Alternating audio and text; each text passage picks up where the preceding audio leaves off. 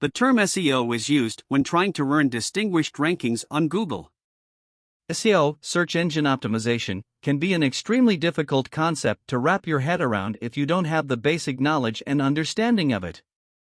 With Google algorithms changing daily, it can be a gray area for anyone looking to enhance the status of their site in a search.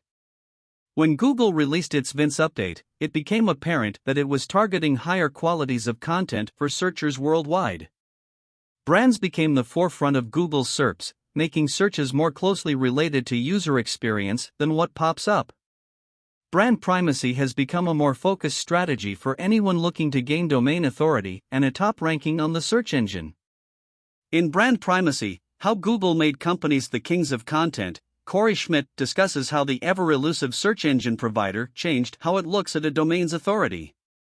Brands who provide relevant and meaningful content are now the kings of the search engine, and if you want to achieve this, he will tell you how.